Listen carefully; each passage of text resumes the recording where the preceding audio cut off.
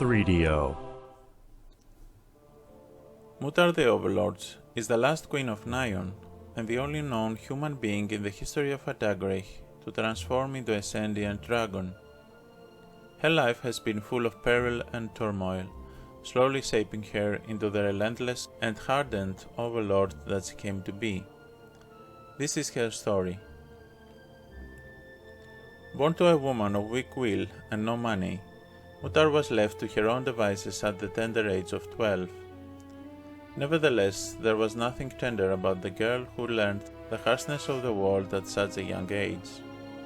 Growing up, she swore to herself to be exactly what her mother wasn't, a powerful and wealthy woman. Wielding a bastard sword, which at the time was almost as tall as she was, Mutare took on the life of a mercenary.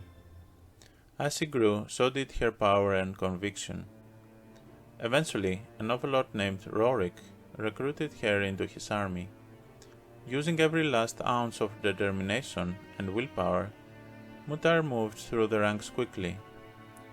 Soon she was a general under Rorik's command, but resented his control over her. For Mutare, it was imperative no one else ever controlled her destiny. She coveted Rorik's position as a dungeon overlord. All she needed was the opportunity to replace her condescending and insulting master. During a feast, after a few horns of strong ale, Rorik proclaimed that a woman's worth lies solely in her physical appearance. Foolishly, he had been looking at Mutare's way. Insulted, she jumped to her feet and challenged the overlord. Thinking the young hothead couldn't be serious, the overlord laughed and accepted the challenge.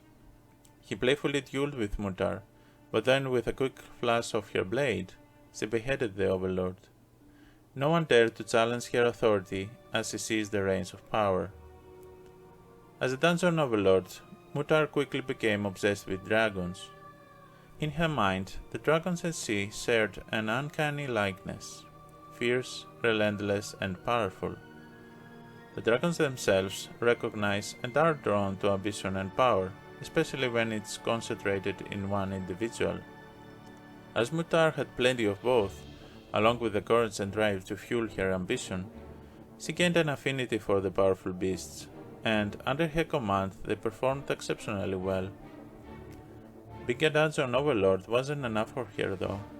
She aspired to become queen of all Nion, and soon she would have her chance. When Nion invaded Erathia with the aid of the Gregan army, the dungeon overlords suffered a crushing and humiliating defeat. They were easily pushed back and quickly lost all of their newly won territories.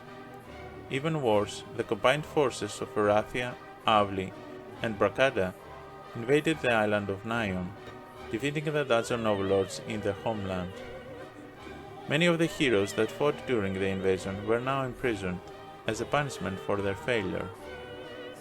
Mutare herself didn't participate in the invasion, but she recognized the weakness of her neighboring overlords as an opportunity.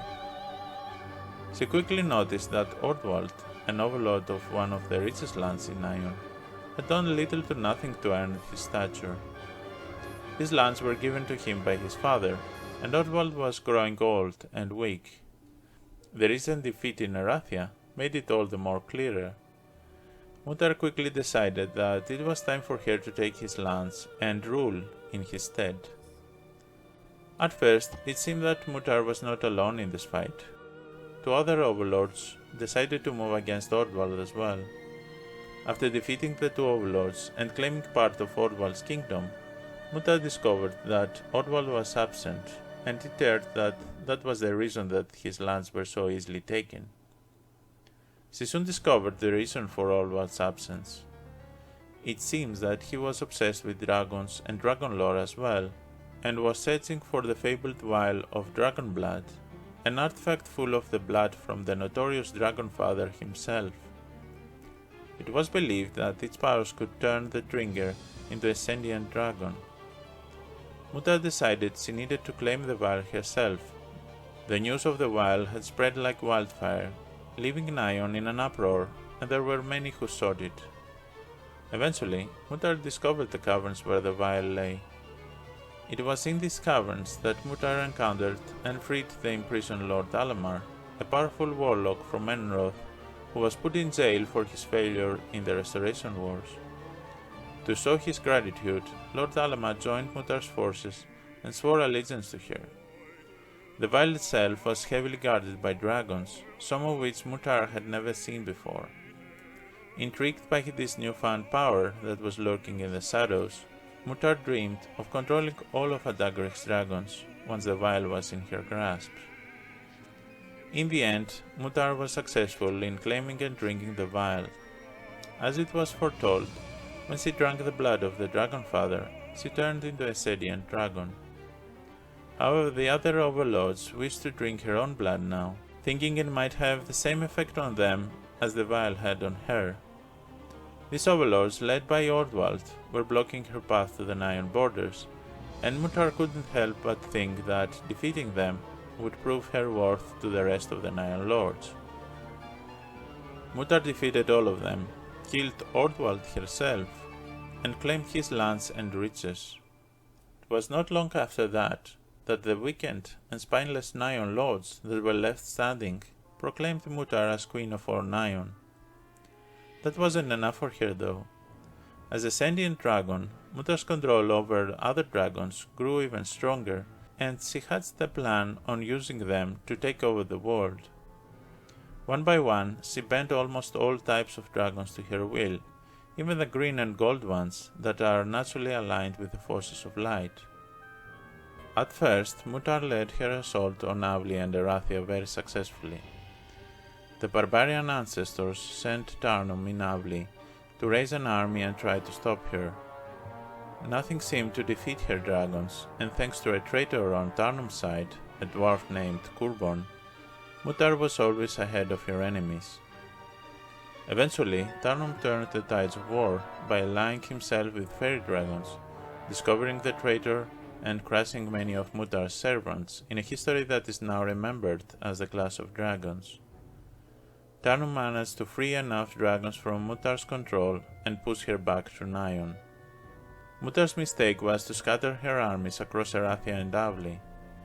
This enabled Tarnum to get behind the borders of Avli and strike Mutare personally. In the final battle, Mutare was defeated and her armies crushed. Wounded, she retreated to Nyan. Mutare hoped to eventually restore her power and to return, but just as Orwald before her, her current weakness allowed other power-hungry overlords of Nyan to claim her lands and end the Dragon Queen's reign. The circumstances of her death remain unclear. There are more than a few dungeon overlords with claims of delivering the final blow, but there's also a rumor that wants Dragon, the Bargarian Dragon Slayer, to have hunted her down and killed her, becoming the first Dragon Slayer that has killed a sentient dragon. Whatever the case, ultimately it was her desire for power that claimed her life, no matter how that life ended. Thank you for watching. If you liked this video, make sure you subscribe on this channel and leave a comment below to let me know what other parts of Heroes 3 lore you would like to be explored next. Cheers!